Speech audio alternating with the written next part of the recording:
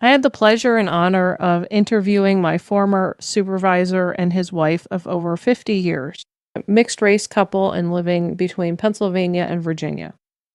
I've broken the interview up into a few parts, so in this first part, they'll be talking about how they first met and how their families reacted. I hope you enjoy it. Well, thank you again for reaching out to us to talk about this topic. I don't think you realize this, but Patty and I, we celebrated last year our 50th wedding anniversary. November 25th, when you got married? Like, Thank you. almost. But we started off in that Pennsylvania area, and she lived next door to an individual who used to go to our church.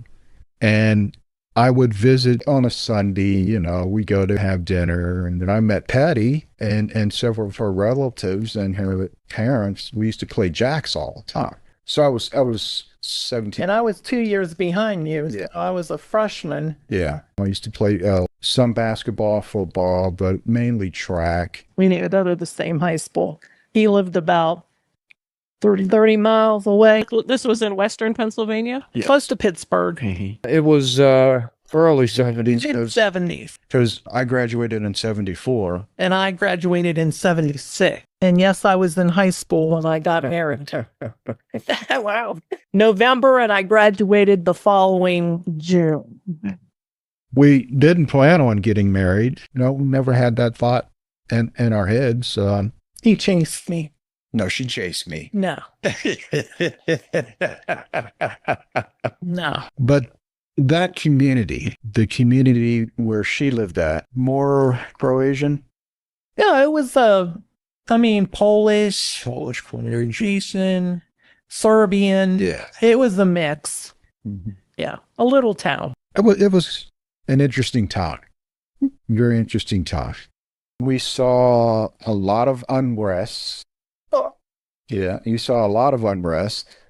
And we never thought it would impact us. And then when we started to get serious about our relationship and all of the negativity that we experienced, from other people, it was like, oh, wow, interesting.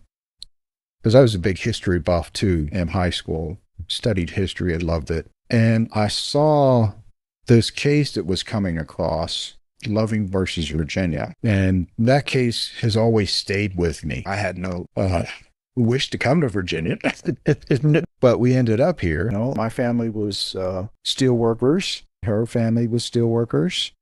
And the steel industry started to dry up. Then that's when I came here to the Virginia area to work. And then, as you know, I got involved in law enforcement, and that history just goes on from there. When we initially married and began to talk more to her parents, it was kind of interesting. To say the least. Well, they were shocked that I was married to begin with because I was a high schooler. I turned 18 in November. 10 days later, we were married. Yeah. Yeah. We went to Justice and Peace. Yeah. We did our research on that, and we were within the law. And I was 18. Yeah. I can make up my own mind, but I just remember when my mother found out, because of the teenager that I was back then, she said, "Did you do this on a bet?" That's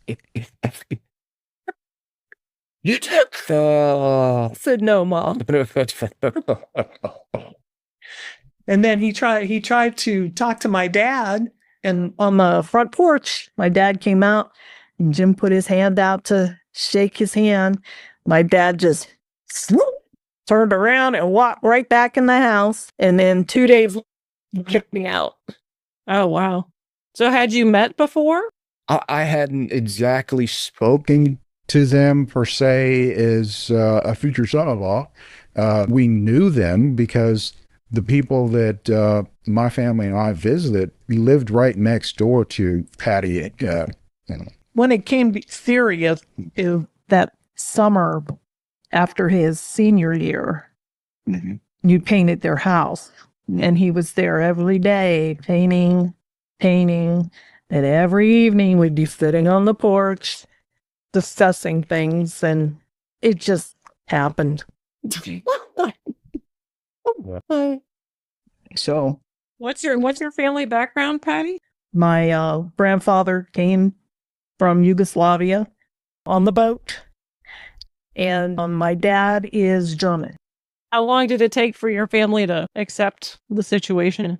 I love my mother dearly, and she loved me. So if I was happy, she was happy. She had a conversation with him in the kitchen, and she said, I just want you to take care of her. When I worked in the steel mill, I used to call her house, and her mom would pick up the phone. So I would speak to her mom the majority of the time, and then I would speak to Patty. Okay, but she didn't know that. Yeah. At that time. We had a relationship one Yeah. thing, but all of our conversations, we would discuss different things about literature or events that were happening within the community. And I didn't sound like I was an African-American guy. So she didn't think anything about that. Yeah. Never asked me any questions. What were her concerns? She thought, well, she thought we Thought- had it rough. Yeah, that Yeah. people would. People weren't going to like us or Yeah. accept our family. That was even before we had kids, right? That we would not be together in 6 months. Yeah. It was only a fling thing and it would be over. It was a bet. It was just a bet. A bet with your class. She apologized to me for saying that. But, I took that and I was like, well, I understand where this is coming from. Yeah. It's not an issue. I can assure you it's not going to be an issue.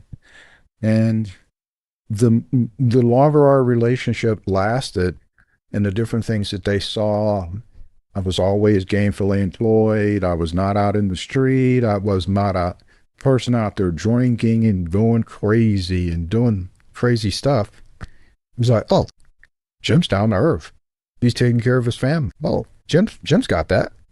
He sees what's going on, and that worked out for it. And my family, their background is the ministry, and they never asked me any questions. I didn't talk to them about anything.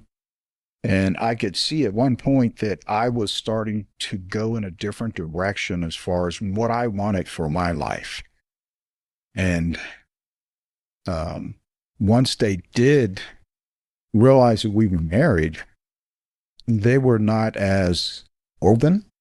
Your dad was Yeah. upset more than your mom. She was upset too. But Mhm. after she met me and got to know me, she still loves me. Yeah. So So knowing the history around the violence against African American men, was that in your mind at all? Was. Then that was when I talked to my mom, or, over the years that we've been married, she shared that with me. And I've shared it with Patty.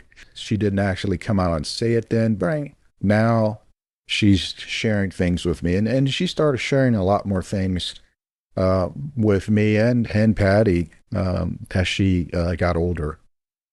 So it was like, oh, we understand now. And then eventually children came, our first child, our daughter, she came along. and that's all it took for my dad. I mean, I used to go to my house before Michelle was born, and, I would just stay in a different room. He tried later on, but once our firstborn, that's all it took. He wanted to see her, he wanted to hold her, just turned around. And then when our second child arrived, everybody was in love. I want to see our grandson. Yeah. I bought them presents, and yeah, it was a complete turnaround for my dad. Do you think that their resistance to the relationship was because of your age, or because of like an opposition to people of different races coming together, or just afraid of what you'd have to encounter? Both for me. Yeah. I think the race and my age. I think that was the same for you and my family too, because I have been able to track my lineage all the way back to Um, when my family originated, coming to the Americas, where they landed, um, where they lived, and based on that information and the history that we still know about, yeah, they were afraid of what could happen. How was your friend's reaction about your My friends were awesome. He went to all of the graduation parties with me, and they were awesome. And they're still my 50th reunion is coming up in August. They're all, oh, we can't wait to see you. Our generation at that time, they were more open to change than parents at that time.